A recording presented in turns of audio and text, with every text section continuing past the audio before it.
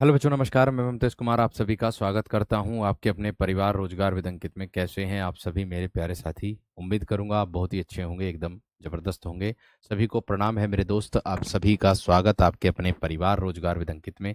तो प्यारे दोस्त, आज हमारा छंद का लास्ट टॉपिक है, अर्थात आज हमारी छंद की जो कक्षा है वो लास्ट है, अंतिम है, ये कहने का मतलब है।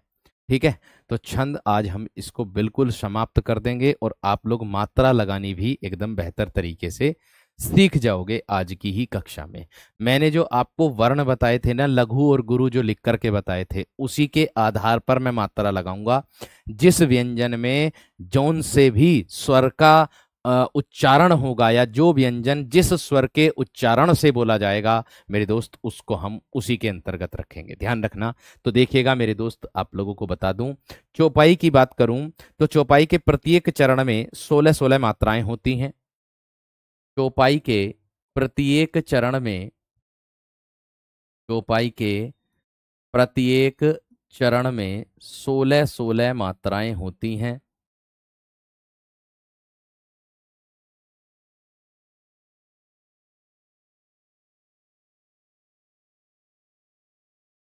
चौपाई के प्रत्येक चरण में क्या होता है मेरे दोस्त? 16-16 मात्राएं होती हैं। तथा तथा चरण के अंत में तथा चरण के अंत में अंत में दो मात्राएं गुरु होती हैं। चरण के अंत में दो मात्राएं दो मात्राएं गुरु होती हैं। गुरु का अर्थ होता है मेरे दोस्त ये इस तरीके से, है ना, होती हैं। ये है भैया चौपाई की पहचान। और चौपाई अपने आप में कैसा होता है मेरे वीर? ये मेरे वीर आपका होता है सममात्रिक छंद। कैसा छंद होता है मेरे शेरों? ये आप लोगों का सममात्रिक छंद आपका होता है। तो इतनी बात आप लोगों को दिमाग में रखनी है। अब उदाहरण मेरे दोस्त मैं आप लोगों को दे रहा हूं, और 16 जो होती है उस पर यति होती है, विराम होता है, उस पर मेरे दोस्त विराम को कहते हैं। आ जाइएगा अब इधर। ठीक है, अब आ जाइए मेरे दोस्त, आप लोगों का इसको ध्यान में रखना। देखो, स्वरों की संख्या जो मैंने आप लोगों को कराई है, मैं आपको बता रहा हूं, मैंने बताया था केंद्रीय हिंदी निदेशालय में भी मैंने आप बात की थी हेल्पलाइन नंबर पर मेरे दोस्त। उसमें उन्होंने यही बताया कि 11 स्वरों को मान्यता दी जाती है, लेकिन भर्ती बोर्ड ने 13 मान लिया था, तो मैंने जो आपके 13 उसी के हिसाब से पढ़ाया था। तो मेरा तो मत है कि आप 11 ही लगा करके आए। बहरहाल बच्चों ने इस बार भी 11 लगाया था, लेकिन उनका गलत माना, 13 माना। अब भर्ती बोर्ड क्या मानता है, ये भर्ती बोर्ड बिना फालतू के असमंजस पैदा कर देता है बच्चों के बीच में। ठीक है, आगे देखो, यहां पर ध्यान से देखो। मैंने क्या कहा आप लोगों से कि मंगल भवन अमंगल हारी, उमा सहित जेहि जपत पुरारी, जौन होत जग जन्म भरत को, सकल धर्म धुर धरनी धरत को। तो मेरे दोस्त, इसमें यहां पर दिए गए हैं पंक्ति, और इस पंक्ति के अनुसार आप लोगों, ये चौपाई है अपनी, है ना, इसको गाएंगे हम। मंगल भवन अमंगल हारी, है ना, उमा सहित जेहि जपत पुरारी, इस तरीके से गाएंगे भैया। उनमें संगठक तत्व होते हैं, संगठक तत्वों का ही प्रयोग होगा छंद में, ध्यान रखना। तो मैंने आपको बताया, आपको मात्रा लगानी लघु वर्णों के आधार पर और गुरु वर्णों के आधार पर। जो मैंने आपको ये बताए थे, जो लिखाए थे, उसके आधार पर मेरे दोस्त आप लोगों को ये बताना है।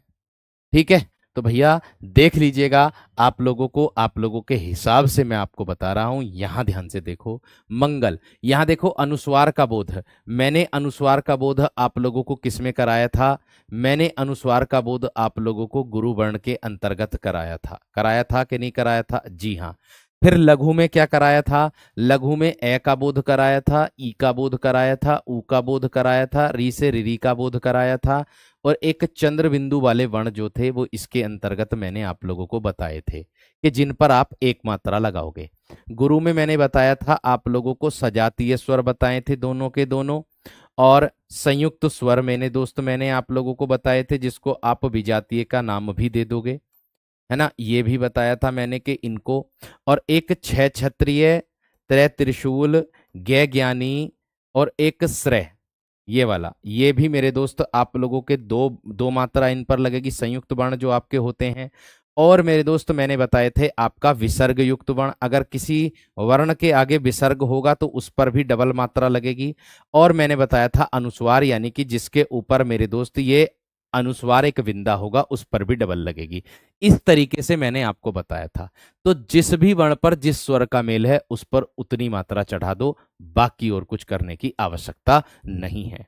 ठीक है, सब में मेरे दोस्त 16-16 मात्राएं होंगी, सभी में प्रत्येक चरण में। मंगल, मंगल पर मैं लगा रहा हूं मेरे दोस्त, मैं पर 2 लगाऊंगा अनुस्वार की वजह से, गे पर 1 लगाऊंगा, ले पर 1 लगाऊंगा।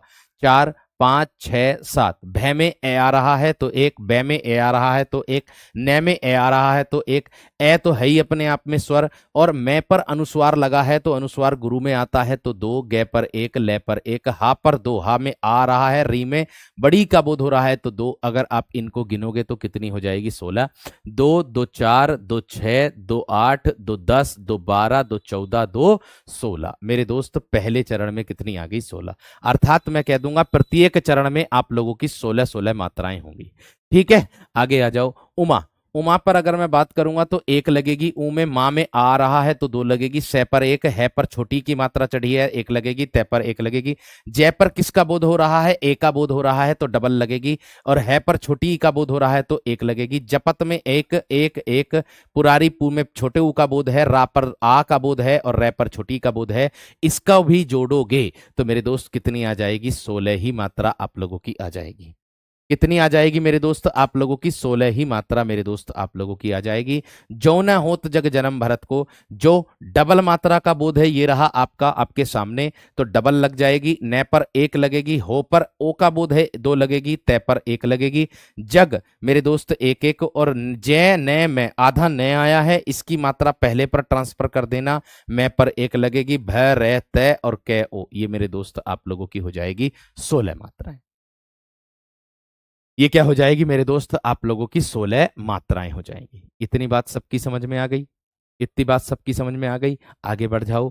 आगे दिया सकल, सकल में 1 1 1, धैर्य में धर्म। चाहे धर्म इस तरीके से लिखा हुआ हो, चाहे धर्म इस तरीके से लिखा हुआ हो। अगर ऐसे लिखा होता तो इस पर डव और 1 लगा देते, ये पूरा तोड़ करके लिखा हुआ है क्योंकि इसमें इसी तरीके से लिखा जाता है। जय हनुमान ज्ञान गुण सागर, इसमें भी मेरे दोस्त आप लोगों का आता है ना। धुर धरनी धरत को, ये मेरे दोस्त आप लोगों को क्या बोध हो जाएगा? आपका गुरु वर्णों का बोध आपको हो जाएगा, इसके अंतर्गत मिल जाएगा। जय हनुमान ज्ञान गुण सागर, जय कपीस तिहु लोक उजागर, रामदूत अतुलित बल धामा। धामा में ना आ रहा क्या गुरु? है ना, मैंने कहा कि रामदूत अतुलित बल धामा, और मेरे दोस्त अंजनी पुत्र पवन सुत नामा। मैंने कहा था अंत में 2 गुरु वर्ण आएंगे, ये देख लीजिएगा अंत में 2 गुरु वर्ण आए हैं। अंत में क्या आए हैं मेरे दोस्त? 2 गुरु वर्ण आप लोगों को देखने के लिए मिलेंगे। इतनी बात सबकी समझ में आ गई? इतनी बात मेरे दोस्त सबकी समझ में आ गई है ना? मात्रा लगानी सीख गए या ना मेरे दोस्त? इतना बता दो बस मुझे। मात्रा लगानी सीख गए या ना मेरे दोस्त? इतना बता दो बस मुझे। मात्रा लगानी आ गई या ना? आ गई होगी मेरे दोस्त, आ गई होगी। उसके अनुसार मात्रा लगाई मैंने, कुछ नहीं किया अपनी तरफ से। रोला में आ जाओ, रोला में आ जाओ भैया। अब यह क्या होता है? यह भी एक सममात्रिक छंद होता है। रोला में कुल 24 मात्राएं होती, प्रत्येक पंक्ति में इसकी 24 मात्राएं होती हैं। लेकिन मेरे दोस्त एक बात का इसमें ध्यान रखना है, 11 व 13 मात्राओं पर विराम होता, यति होती, और अंत में 2 गुरु और 2 गुरु और मेरे दोस्त 2 लघु वर्ण होते हैं। अंत में होते हैं 2 गुरु और 2 लघु वर्ण, इसके अंत में होते हैं। ये बात का ध्यान आपको रखना ही होगा। आप कहोगे कैसे? मैं बताऊंगा ऐसे। तो रोला में 24 मात्राएं होती हैं। रोला में 24 मात्राएं होती हैं, मात्राएं होती हैं, होती हैं। यह एक सममात्रिक छंद होता है, यह भी बात ध्यान रखना। ठीक है, दूसरा आगे, तथा इसके तथा इसके 11 व 13वीं मात्रा पर, 11 व 13वीं मात्रा पर यति होती है। यति होती है, यति का मतलब होता है विराम। यति का अर्थ क्या होता है मेरे दोस्त, आप लोगों का विराम होता है। ये बात का ध्यान आपको रखना है। आगे इसमें बताया था दो गुरु तथा दो लघु बण होते हैं। दो तो गुरुबण, दो गुरुबण, इसकी पहचान यही है, दो गुरुबण तथा दो लघुबण होते हैं, अंत में होते हैं। दो लघु बण होते हैं।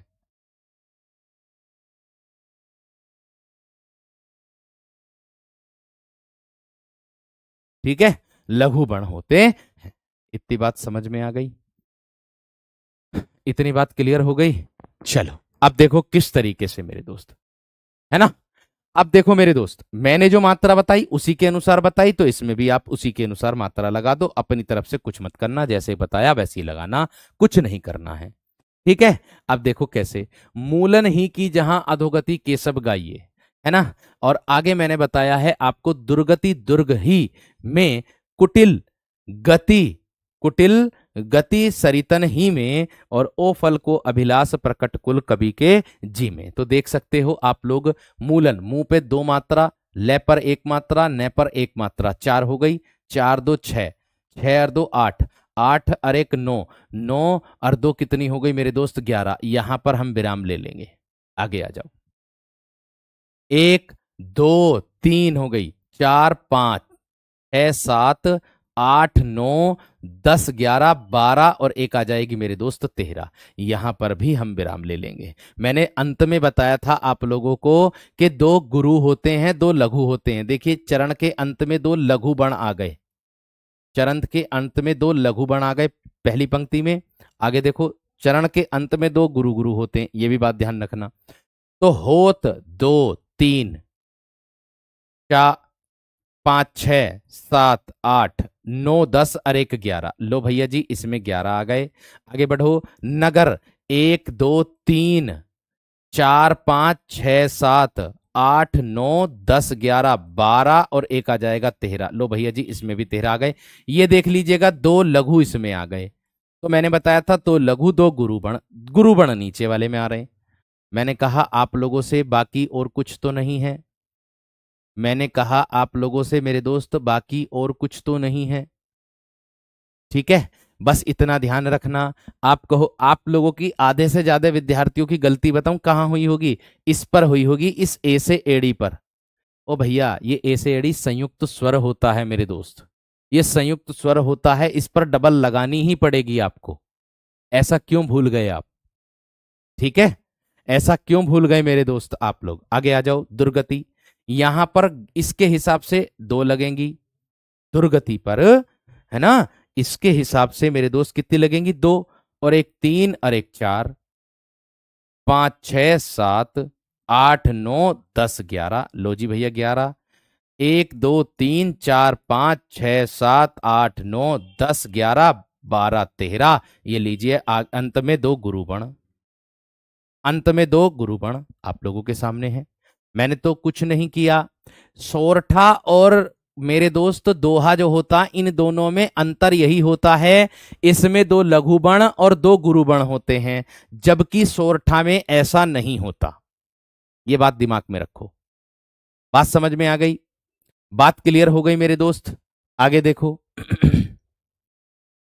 ओ दो तीन चार पांच छ सात आठ नौ 10 11, एक दो तीन चार पांच छह सात आठ नौ 10 11 12 13। लो जी, दो गुरु, यही अंतर होता है 11वीं और 13वीं मात्रा पर विराम। और मेरे दोस्त इसमें अंतर इतना ही होता है, ये बात ध्यान रखना। दुर्गति पर दो इसलिए लग गई क्योंकि दे के बाद तुरंत अर बोल रहा है, ये उड़ने वाला रे, आधा बण है ये। ठीक है, इस वाले पर रे पर मेरे दोस्त मात्रा नहीं लगती है डबल, एक ही लगती इस पे। ठीक है, ध्यान रखना। बस इस वाले पर डबल लगेगी, वो भी पहले पर चढ़ जाएगी इसकी। ये देख लो मेरे दोस्त, आप लोगों के सामने है।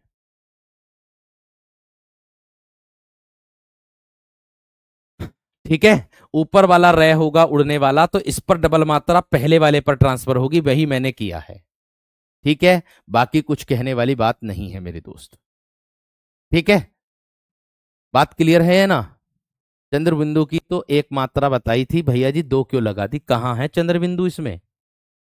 इसमें चंद्र, अच्छा यहां, ओ भैया, यहां चंद्र बिंदु की मात्रा ना लगी है, यहां पर लगी है इसकी मात्रा है और आ, ये ना है क्या आ, ये हा, चंद्र बिंदु हटा दो, हा आ गया, हा में आ गया आ, ये दीर्घ है, इसकी मात्रा लगी है, ये गुरु है, दो, चंद्र बिंदु पर लगेगी एक ही मात्रा है, समझ सोचो, एक एक की मात्रा को समझा दीजिए सर। ओ मेरे वीरो, ये एक में देखो, एक में ये इसका बोध है ए से एडी का, और इस पर डबल चढ़ी हुई है, ये इसका बोध है ना? ये दोनों के दोनों आपके संयुक्त स्वर है कि ना है? ये देखियो, ये गुरु में ना लिखवाए कि अभी मैंने बताए थे आप लोगों को, आप लोगों ये पढ़ के नहीं आए हो मुझे लगता है, ये गुरु वर्ण नहीं लिखा है क्या मैंने? इसकी वजह से इस पर डबल मात्रा लगी है, ठीक है, इसकी वजह से मेरे वीर इस पर डबल मात्रा लगी है।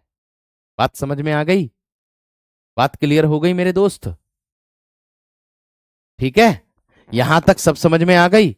चलिए भाई देखो, जिसकी कक्षा में कोई दिक्कत आ रही तो अपनी कक्षा को बंद करके दोबारा से चला लो मेरे दोस्त, क्योंकि इससे पहले मैं आप लोगों से की कक्षा से पहले 3 कक्षा मेरे दोस्त आप लोगों की ले चुका हूं, ठीक है, ये बात ध्यान रखना, ठीक है मेरे दोस्त? एक बार में मात्रा लगानी समझ में आ रही होगी एकदम, जो मैंने बताया है वही, ठीक है, जो मैंने बताया वही उसी तरीके से।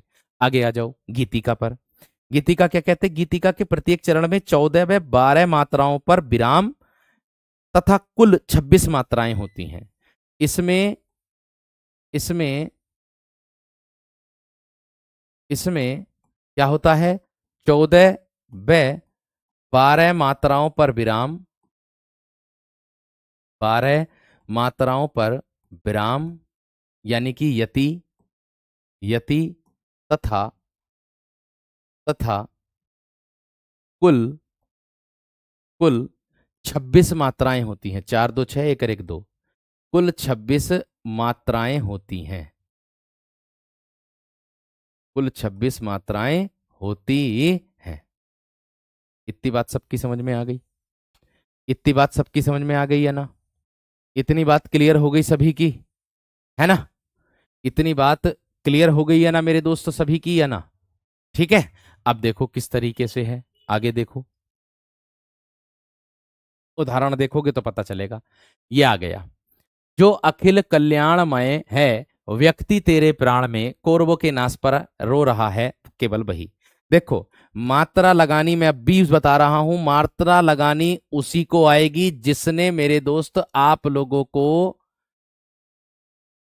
जिसने बण पढ़ करके आए हो, जो बण पढ़ करके आया है, जिसको पता है कि अरे ये सब व्यंजन ही तो लिख रहे हैं, अरे इन व्यंजनों में कौन से स्वर का मेल है, ये व्यंजन कौन से स्वर की सहायता लेकर के बोल रहे हैं, उसके हिसाब से मात्रा लगानी है आपको। इससे आसान क्या है भाई?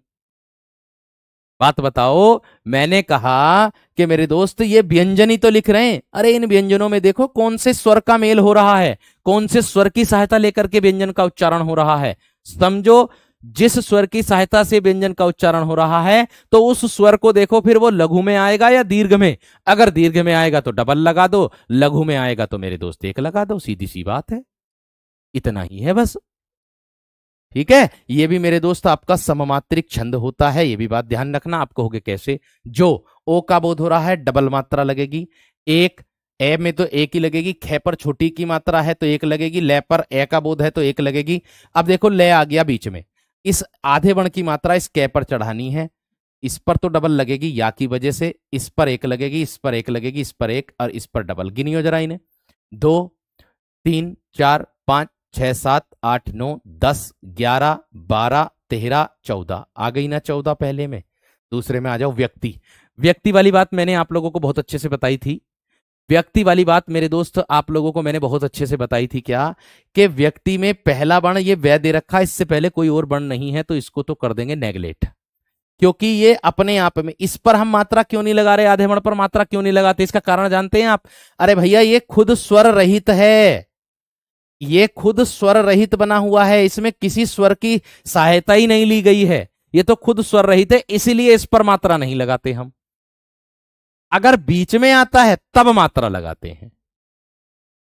अगर बीच में आता है तब मात्रा लगाते हैं, ये बात ध्यान रखना। अब देखो, व्यक्ति तेरे प्राण में, तो व्यक्ति में कै आधा दे रखा है इसके अंदर बीच में, तो इस कै की आधे वर्ण की मात्रा इस ये पर डबल लगा देना और तय पर एक लगा देना, क्योंकि इस पर छोटी की मात्रा चढ़ी हुई है, बाकी तो और कुछ नहीं है। आगे देखो मेरे दोस्त, तेरे दो और दो, प्राण में दो, प्रा में दो इसलिए लगी है क्योंकि इस पर आ का बोध हो रहा है, ये आ का, इसलिए दो लगी। कभी सोचो प्रे में एक बताई थी, दो क्यों लगा दी। आगे ऋण पर एक और न पर दो, गिन लियो जरा, दो दो चार दो छह दो आठ दो 10 और दो 12, 12 और 14 का योग कर दियो, कितने आ जाएगी? 26। बात समझ में आ गई है ना? 12 और 14 का योग कर दियो और कितनी आ जाएगी मेरे दोस्त? 26। भैया मैं तो इसमें कुछ और क्या ही बताऊं, बस जो बता रहा हूं बहुत आसान है। कोरबो में डबल, रे पर एक, बे पर डबल, के पर डबल, ना पर डबल, से पर एक, पे पर एक, रे पर एक, है पर डबल। दो दो चार दो छह दो आठ दो 10 दो 12 और दो 14, लो भैया जी आ गई। रो 2 3 5 6 7 8 9 10 और दो 12, लो भैया जी 12, जोड़ दो दोनों को 26, 14 12 26, दोनों को जोड़ दो 14 12 26। ठीक है वीर, इतनी बात समझ में आ गई? बात समझ में आ गई क्या? ठीक है। रोला भी सम्मात्रिक है, गीतिका भी सम्मात्रिक है। अरे हरि गीतिका आ गया, आप देखो हरि गीतिका किसे कहते हैं। थोड़ी सी स्पीड बढ़ा रहा हूं अब, जरा थोड़ा सा, है ना, अब थोड़ी सी स्पीड बढ़ा रहा हूं, आप लोग भी अपनी अपनी स्पीड बढ़ा लो अब जल्दी से, क्योंकि इसको पूरा करना है, ये बात ध्यान रखना। ठीक है, स्वरहीन कर दो या स्वर रहित कह दो, बात तो एक ही भैया, आधे बण में कोई दिक्कत वाली बात तो नहीं है। आ जाओ हरिगीतिका में। हरिगीतिका की परिभाषा बनेगी कि इसमें कुल 28 मात्राएं होती हैं, 16 और 12 मात्राओं पर यति होती है। क्या है? यह भी सममात्रिक छंद होता है, इसमें कुल 28 मात्राएं होती हैं, 28 मात्राएं होती हैं, ठीक है, तथा 16 व 12 मात्राओं पर यति होती है।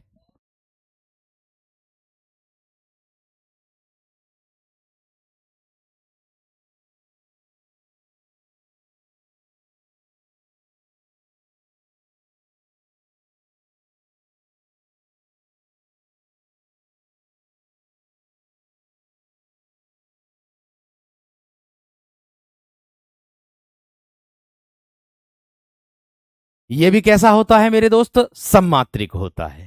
बात समझ में आ गई है ना? बात क्लियर हो गई? ओ भैया अभिषेक, जो पहली कक्षा करा रखी वे देख लो, आधे वाले जब भी समझ में आएंगे।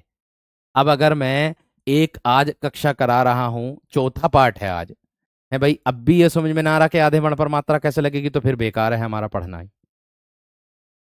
ठीक है, तो देखो मैंने क्या कहा आप लोगों से, यहां पर ध्यान से देखेंगे अब आगे। यहां पर देखो मात्राएं, यहां दिया है, क्या दिया है? ये अन्याय सहकर बैठ रहना यह महादुष्कर्म है, न्यायार्थ अपने बंधु को भी दंड देना धर्म है। इस बात पर ही पांडवों का कौरवों से रण हुआ, जो भव्य भारत वर्ष के कल्पांत का कारण हुआ।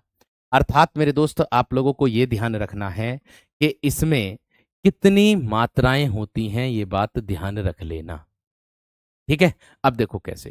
मैंने कहा अन्याय, ये नया आ गया, इस पर चढ़ा देना इसकी मात्रा 2, 2 4 और 1 5, 6 7 8 9 10 11 12, गाएंगे हम इसे 13 14 15 16, लो 16 आ गई। यह महा दुष्कर्म है, लो भैया कितनी आ गई इसमें? 2 2 4 और 1 5 6 2 8 2 10 और 2 12, लो इसमें 12 आ गई। बाकी और लगाने की आवश्यकता पड़ेगी जब पहली लाइन में ही आ गई। इतना समय किसके पास है कि नीचे की मात्रा लगाने की जरूरत पड़ जाए? अरे 16 15, 16 और 12 दोनों को मिलाकर के 28 हो जाता है।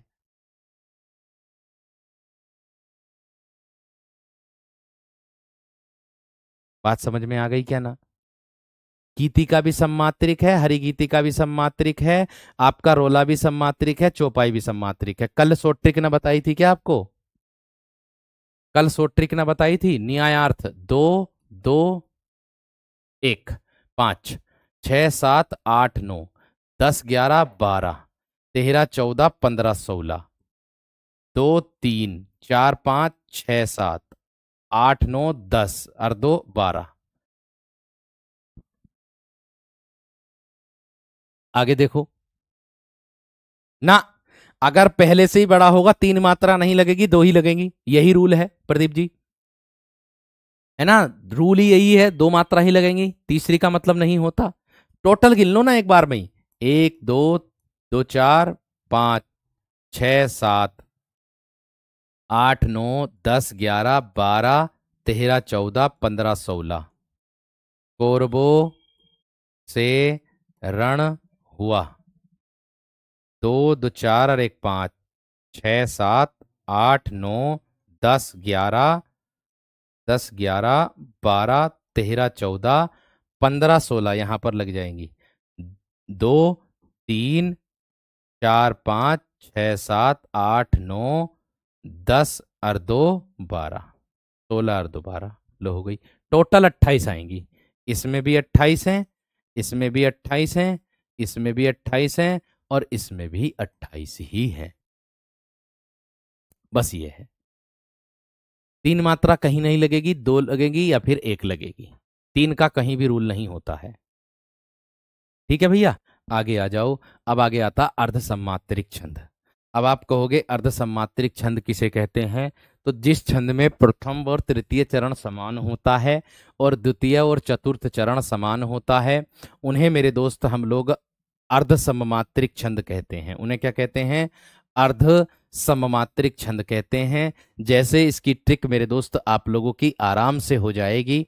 किस तरीके से, बहुत आसान भाषा में लगा दोगे इसकी ट्रिक करके आप लोग, कैसे, ये रही क्या, बे बे 2 सो, एक बार में याद कर सकते हो इसको, बे 200 उल्लू, बे 200 उल्लू करके याद कर सकते हो इसको। बेफोर बना देना मेरे दोस्त बरबे, बेफोर बना देना बरबे, 2 4 बना देना मेरे दोस्त दोहा, 2 4 बना देना दोहा, और 100 4 बना देना मेरे दोस्त आप लोग सोरठा। ठीक है जी, और उल्लू 4 बना देना मेरे दोस्त आप लोग उल्लाला, उल्लू 4 बना देना उल्लाला। बस यही होता है मेरे दोस्त अर्धसम्मात्रिक छंद। ठीक है, गए पर 3 मात्रा लगेंगी मेरे दोस्त। अगर गए ऐसे लिखा जाएगा, ऐसे, ये वाला, तब भी 1 और ये इस तरीके से। अगर गए ऐसे लिखा जाएगा तब 1 और 1 2 इस तरीके से, ऐसे लगेगी मात्रा। ऐसी नए में लगेगी। ठीक है भैया, आ जाओ अब इधर। ये होता है मेरे दोस्त आप लोगों का अर्धसम्मात्रिक छंद। ठीक है, इतनी बात समझ में आ गई, इतनी बात क्लियर हो गई या ना मेरे दोस्त हैं। दंड पे मात्रा कैसे लगाई, वो भैया दंड पे ये अणय जो है आधा ना, इसकी मात्रा इस पे ना आने की क्या, कैसे भूल जाओ भाई तुम, मैं ये समझ में ना आ रही तुम कैसे मतलब हो कि परिभाषा याद ना कर का आए, अपनी तैयार ना कर का आए, क्यों भाई। आगे देखो, इसके बाद आता है मेरे दोस्त आप लोगों का बरबे छंद। बरबे छंद के इसमें क्या होता है मेरे दोस्त, देखो, इसके पहले और तीसरे चरण में, इसके प्रथम व प्रथम व तृतीय चरण में, तृतीय चरण में क्या होता है, 13 13 मात्राएं, नहीं 15 होंगी ना, नहीं 12 7 12 12 मात्राएं, कितनी होंगी, 12 12 मात्राएं, तथा तथा द्वितीय और चतुर्थ चरण में, तथा द्वितीय और चतुर्थ चरण में, द्वितीय और चतुर्थ चरण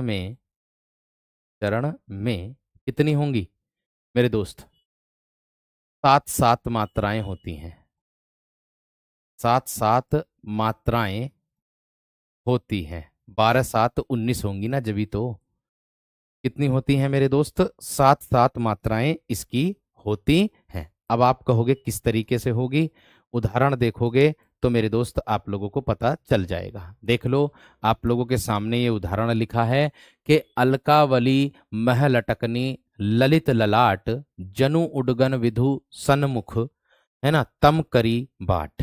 अब इसमें देख लो, इस पर आप कहोगे पहला तीसरा कौन सा होता है, ये देखो। ठीक है, मैं कहूंगा आप लोगों से कि पहला तीसरा कौन सा होता है। एक निकिता चौधरी कह रही 15-7 होगी सर, बरवे में आप गलत पढ़ा रहे। गुड़िया रानी आप गलत पढ़ रही हो कहीं। ठीक है, 12-7-19 होते हैं, ध्यान रखना इस बात का। 12-12 मात्राएं और 13 12-12 और 7-7 मात्राएं होती हैं। ये देखो, ये है आप लोगों का पहला चरण, ये है आप लोगों का तीसरा चरण, ये है आप लोगों का दूसरा चरण, ये है आप लोगों का चौथा चरण। ठीक है जी, अब देख सकते हो, इस पर मात्रा लगाऊंगा मैं आप लोगों के सामने। ठीक है भैया, देख लो कैसे। अलकावली 1-1-2, 4 हो गई, 5-6-7-8 9-10-11-12, बताई थी 12। लो, ललित ललाट 1-2-3-4-5-6-7, आ गई ना मेरे दोस्त 7, दूसरे में 7 आ गई।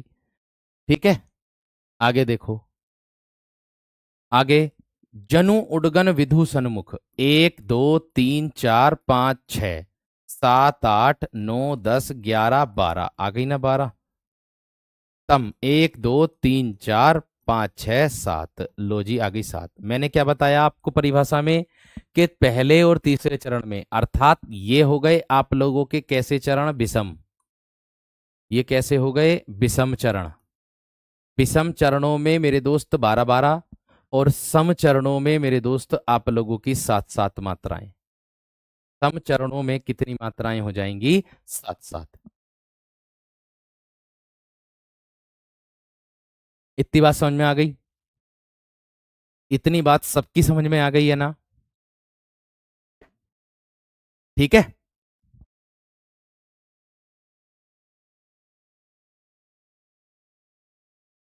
इतनी बात सबकी समझ में आ गई। आगे देखो, दोहा क्या कहता है। दोहा ये भी अर्ध सम्मात्रिक छंद है, सीधी सी बात है। इसके विषम चरण, इसके, ध्यान से देखना, इसके विषम चरण।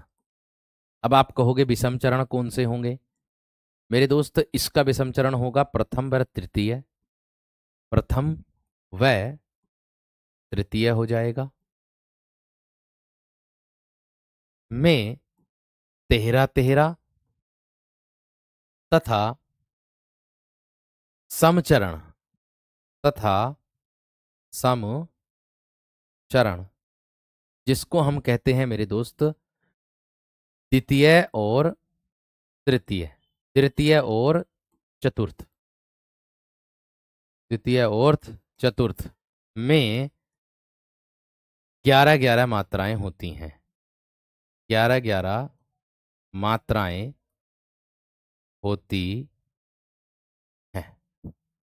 ठीक है, यह भी कैसा छंद है, अर्ध सम्मात्रिक।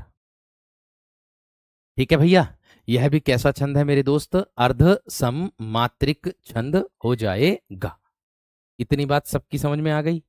इतनी बात क्लियर हो गई या ना? इतनी बात सबकी समझ में आ गई। आगे देखो, आ गया उदाहरण लोचन।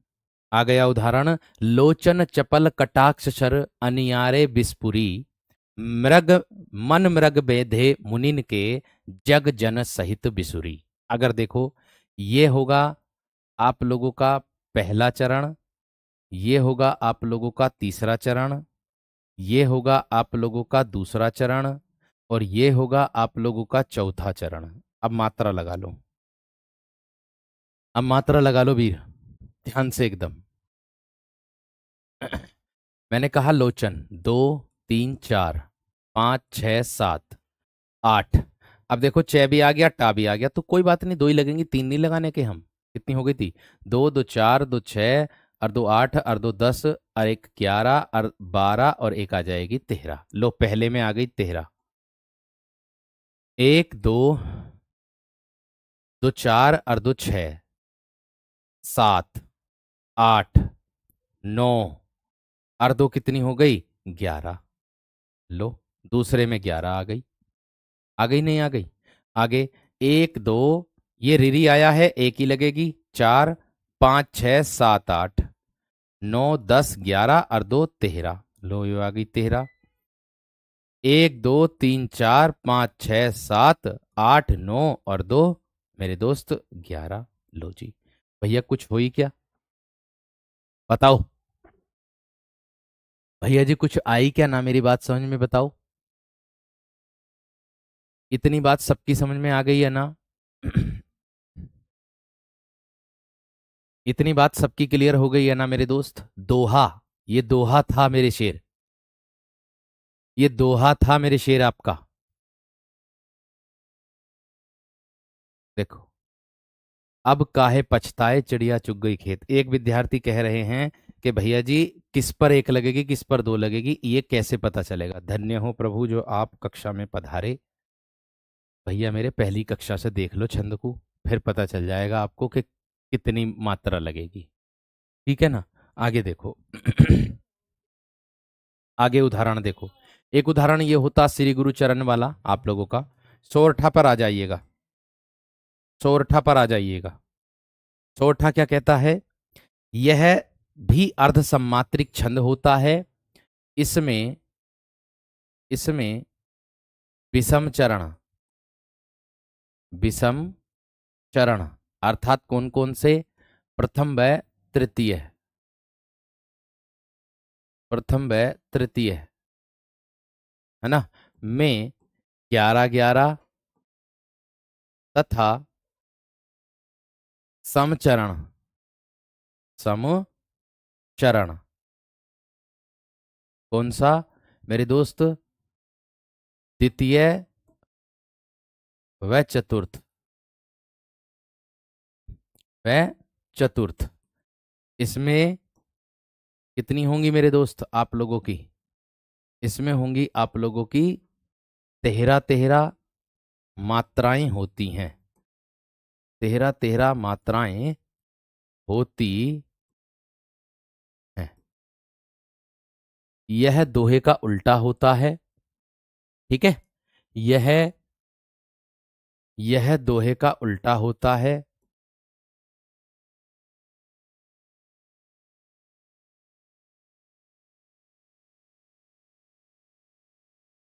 अब आप कहोगे भैया जी दोहे का उल्टा कैसे होता है? ओ भैया, पहले दोहे में क्या था, पहले तीसरे में क्या थी? 13 13, दूसरे चौथे में क्या थी? 11 11। तो अब इसका उल्टा हो गया। ठीक है, बात समझ में आ गई क्या ना? तो क्या हो जाएगा मेरे दोस्त आप लोगों का? उल्टा हो जाएगा। ठीक, अब उल्टा कैसे होगा वो यहां पर ध्यान से देखो। चतुर्थ को सही लिख दो।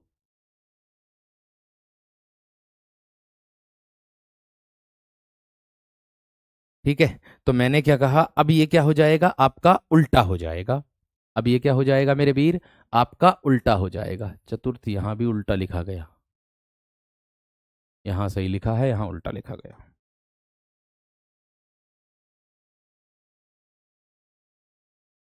अर की मात्रा तय पर चढ़ गई थी, तो सही कर दो। आगे देखो, जहां भी लिखा है उल्टा तो उसको सही कर लेना, कोई बात नहीं। आगे देखो, इसके बाद आ जाता है उदाहरण। अब देखो मेरे वीर, यहां पर मैंने क्या कहा? यह है आपका पहला, यह है आपका तीसरा। ठीक है, यह है आपका दूसरा, और यह है आपका मेरे दोस्त पहला चरण, चौथा चरण। लगा दो मात्रा, लगा दो मात्रा भैया, लगा दो। ठीक है, ठीक है भैया जी, आ जाओ अब इधर। कुंद डबल मात्रा लगेगी, क्यों? क्योंकि अनुस्वार है ऊपर। 2 3, 3 और 3 6, 7 8 9 10 अरे 11। आ गई पहले में 11। 1 2 3 4 5 6 7 8 9 10 11 12 और एक आ जाएगी 13। लो भैया, दूसरे में आ गई 13। आगे आ जाओ, है ना? आगे आ जाओ मेरे शेर। यहां पर मैंने कहा जाही, 2 आएगा, 1 आएगा, छोटी की मात्रा है। 2 आएगा, 1 आएगा, 6 हो गई। 7 8 9 10 और एक आ जाएगी 11, ये आ गई। एक दो तीन चार पांच छ सात आठ नौ 10 और 3 13। ये लो भैया जी, आ गई। बात समझ में आ गई। अब अगर इसको कैसे कर सकते हो आप लोग, अगर आपने दूसरे चरण को पहले पर और पहले चरण को आपने दूसरे पर, तीसरे चौथे चरण को आपने तीसरे पर और तीसरे चरण को आपने चौथे पर कर दिया ना, तो ये दोहा हो जाएगा। ये क्या हो जाएगा, दोहा। और अगर इनको उल्टा कर दिया तो ये सोटा हो जाएगा। समझ में आ गई बात, समझ में आ गई। आगे देखो मेरे दोस्त, इसके बाद क्या आता, इसको आज पूरा करना है हमें। सोठा, जभी तो मैंने कहा था आपसे कि दोहे का उल्टा होता है सोठा जो होता है, ये बताया था ना मैंने। ठीक है, ठीक है ना मेरे दोस्त, इतनी बात सबकी समझ में आ गई। रू में बड़े ऊ की मात्रा है ना, ये छोटे ऊ की मात्रा है। देखो ये लिखा है रुपया, ये लिखा है रुपया, ये छोटे ऊ की मात्रा है। और ये ऐसे लिखा जाएगा रुपया, तो ये बड़े ऊ की मात्रा है, ध्यान रखना। ये बड़ा ऊ है, ये छोटा ऊ है, इतना ध्यान रखना। ठीक है वीर, आगे आ जाओ। आ जाओ भैया उल्लाला। उल्लाला क्या होगा भैया जी, आपका अर्धसम्मात्रिक छंद होता है, ये आप जानते ही हो। इसके प्रथम और तृतीय चरण में 15-15, दूसरे चौथे में 13-13 होती हैं। अर्थात इसके विषम चरण इसमें विषम चरण, विषम चरण अर्थात कौन सा मेरे दोस्त, आपका प्रथम और तृतीय में 15-15 तथा तथा समचरण द्वितीय और चतुर्थ में,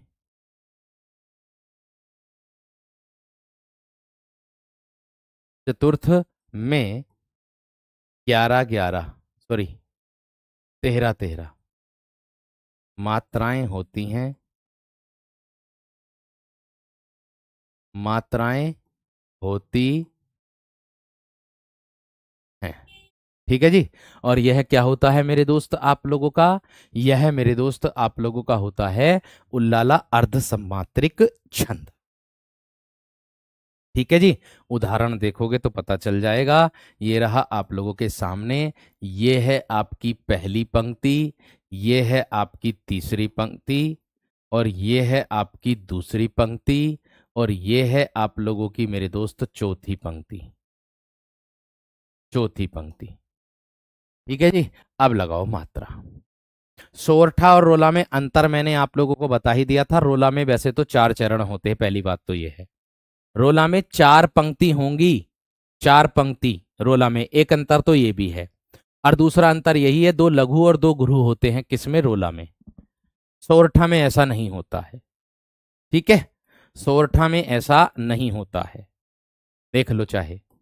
सोरठा में ऐसा नहीं होता है, इसमें तो 2 ही पंक्ति हैं। ये चरण भले ही ये 2 4 हैं, लेकिन पंक्ति को गिनना है, पंक्ति जो होती है उसमें 4 होती, इतना ही अंतर होता। ठीक है जी, आगे देखो। अब आ जाओ, उल्लाला की बात मैं कर रहा था, तो उल्लाला पे मात्रा लगा दो। हे शरण दायिनी देवी तू, 2 3 4 5 6 7 8 9 10 11 12 13 14 15, लो जी 15 आ गई पहले पर।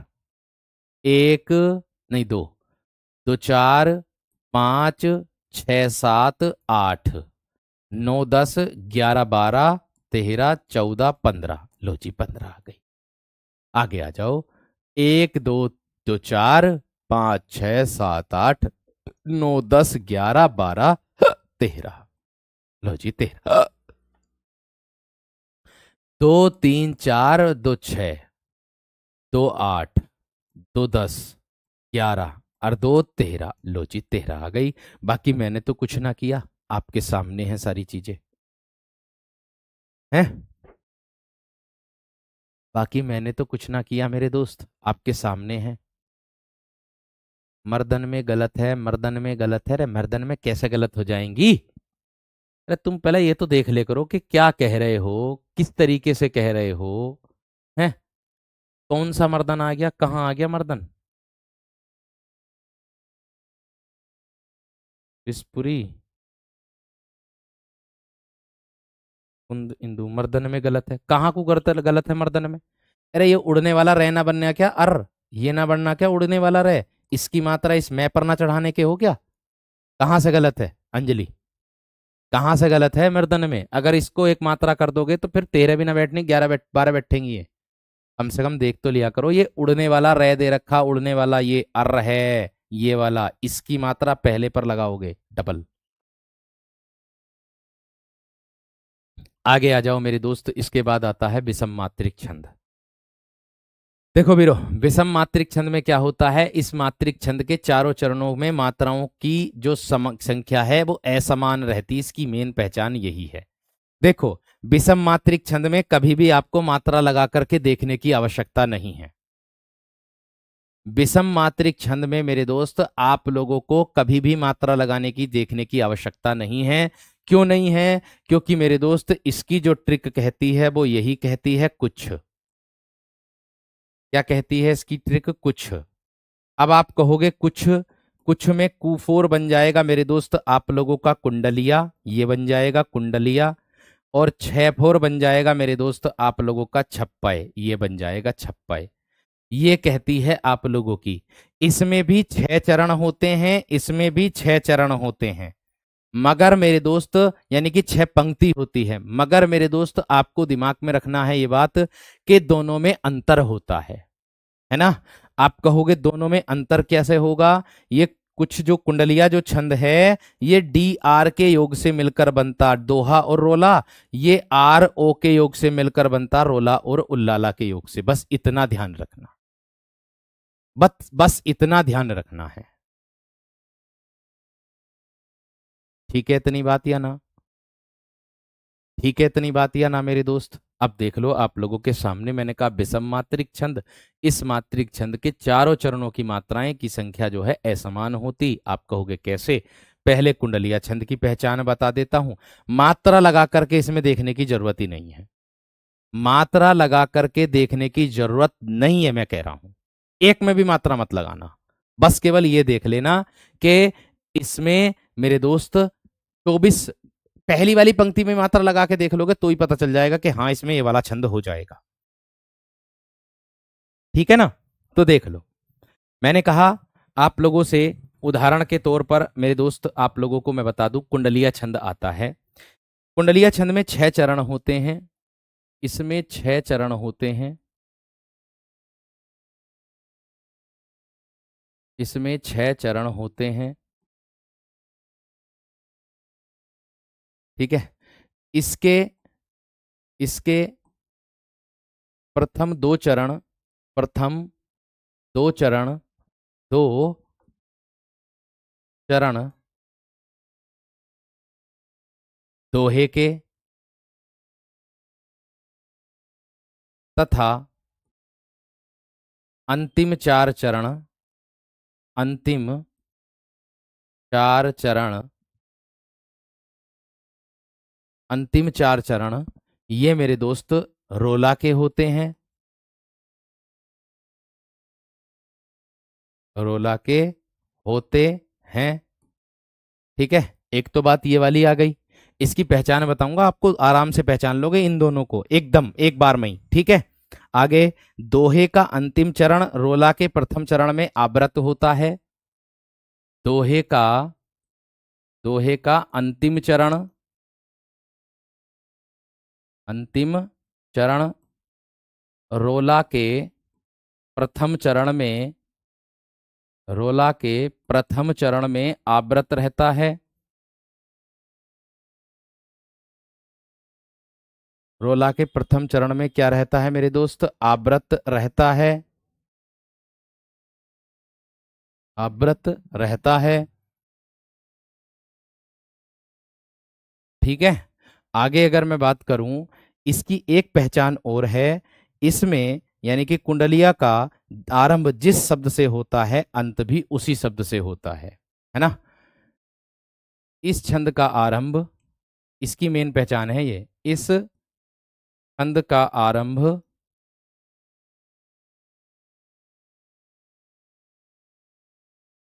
जिस शब्द से होता है, जिस शब्द से होता है,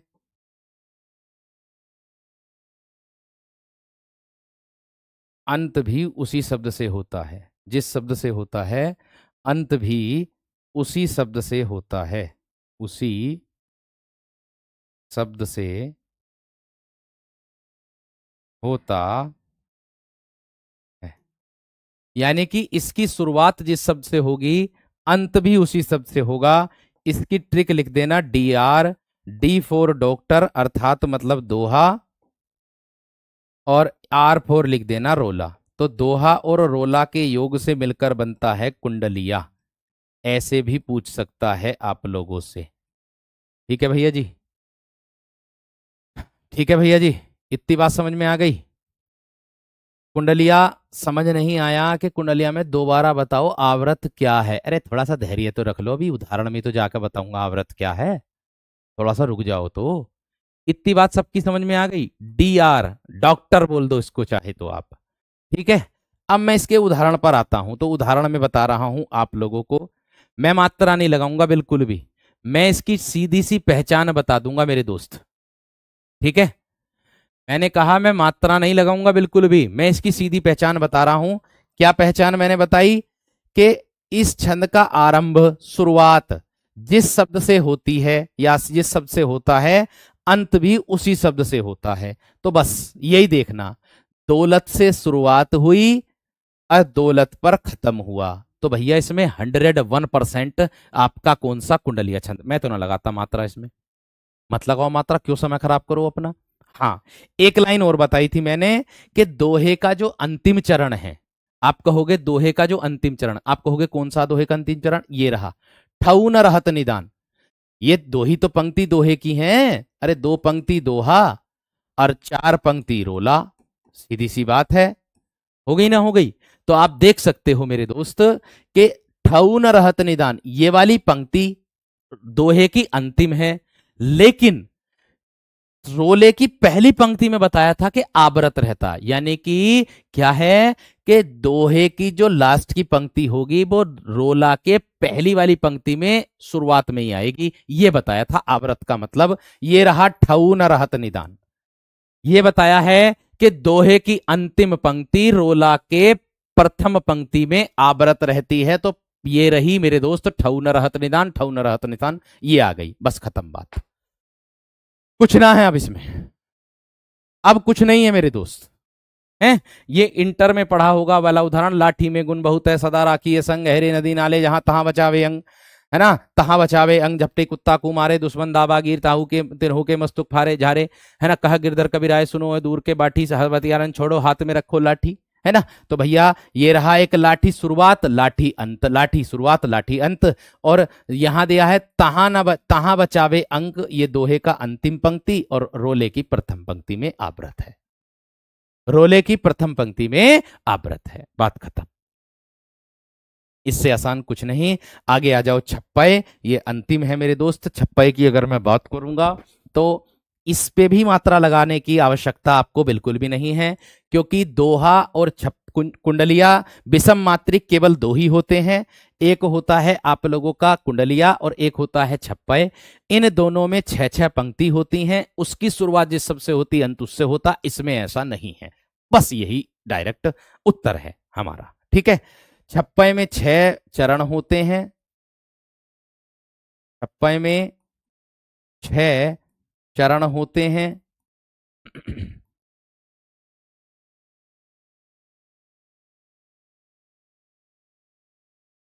इसके